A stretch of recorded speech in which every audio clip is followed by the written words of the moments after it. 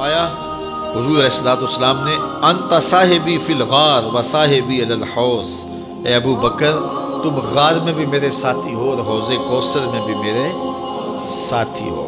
اور آقا کریم علیہ السلام نے یہ بھی ارشاد فرمایا سب سے زیادہ جس نے میرے اوپر احسانات کیے ہیں وہ ابو بکر ہے۔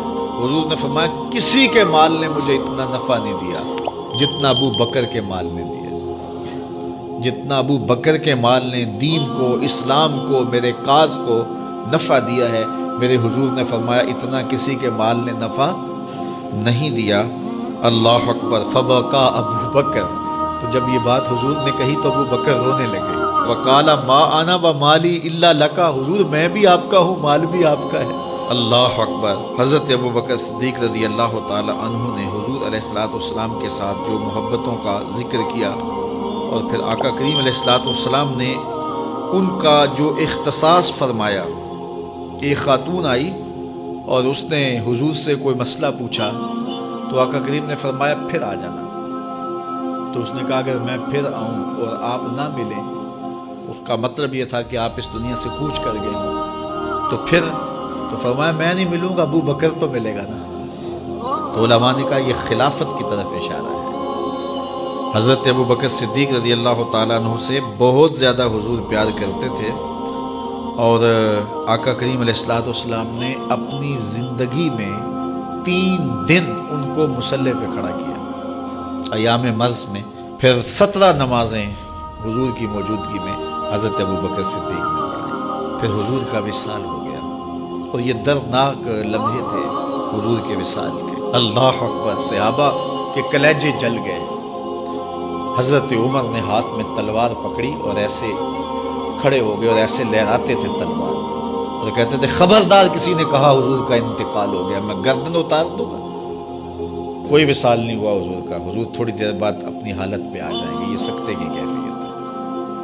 حضرت زید بن عبداللہ کے بیٹے نے جا کے کہا ابا جی حضور کا انتقال ہو گیا، تو انہوں نے باغ میں پانی دے رہے تھے، سب کام چھوڑ دیا، ہاتھ اٹھائے گا اللہم اذہب بصری حتی لا ارا بعد حبیبی محمد احدا، اے اللہ مجھے اندھا کر دے، آنکھوں کے دیے اس لیے روشن تھے کہ تیرے محبوب کو دیکھوں، جب حضور چلے گئے ہیں تو میں نے یہ چراغ کیا کرنے، بجھا دے ان چراغوں کو۔ تو کیا کیفیت تھی۔ حضرت فاطمہ بول رہی ہیں صبت علیہ مصائب لو انہا صبت علی الایام سرنا لیالیا، میرے اوپر وہ مصیبتیں ٹوٹی ہیں اگر یہ دنوں پہ ٹوٹ پڑتی تو دن کالی راتیں بن جاتے۔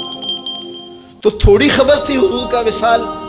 اچھا جب یہ کیفیت تھی صحابہ کی اس نازک موقع پہ، چونکہ منافق اندر ہی ہوتے ہیں، تو منافقوں نے کھیل کھیلا، وہ صحابہ میں پھیل گئے اور کہنے لگے واہ واہ حضور کے دم سے رونقیں تھیں، مسجدیں آباد تھیں، سجدے تھے، قرآن کی تلاوت تھی، اب کس نے نماز پڑھنی ہے میاں، اب کس نے روزہ رکھنا ہے، اب کس نے زکوٰۃ دینی ہے، اب کس نے حج کرنا ہے، ختم کہانی ختم کہانی، یہ بات کرنی شروع کر دی۔ اب یہ بڑی نازک صورتحال، تو کیا حضرت ابو بکر کا کلیجہ نہیں جل رہا تھا؟ لیکن اس موقع پہ حضرت ابو بکر کھڑے ہوئے، اور پھر حضرت ابو بکر صدیق نے لوگوں سے مخاطب ہو کہا لوگوں مجھے ایک بات بتاؤ کہ تم اللہ کی عبادت کرتے تھے یا حضور کی کرتے تھے؟ لوگوں نے کہا کہ اللہ کی۔ تو کہا کہ کیا حضور کے وصال کے بعد تم اللہ کی عبادت چھوڑ دو گے؟ کہا نہیں۔ کہا مجھے بتاؤ جس دین کو سر بلند کرنے کے لیے حضور نے اپنی ساری زندگی لگا دی، تو کیا حضور کے چلے جانے کے بعد اس مشن کو چھوڑ دو گے؟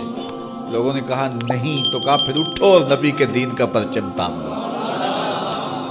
حضور کا وصال ہو گیا ہے، اب حضور کے مشن کو ہم نے اٹھانا ہے اور اپنے کندھوں پہ وہ بوجھ لینا ہے۔ تو کیا جس کے لیے حضور نے اپنی جان تک دے دی، تو کیا ہم وہ مشن چھوڑ دیں گے؟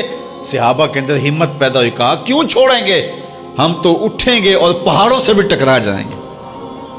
تو یہ وہ موقع تھا جس موقع کو سنبھالا حضرت ابو بکر نے۔ منافق تو چال چل گئے تھے، صحابہ پر صدموں کے پہاڑ ٹوٹ رہے تھے، ساری ذریت اسلام ساری زندگی جو ہے وہ تعریفیں کرتی رہے، مدح و ستائش کرتی رہے، ابو بکر صدیق کا یہ حق نہیں ادا ہو سکتا۔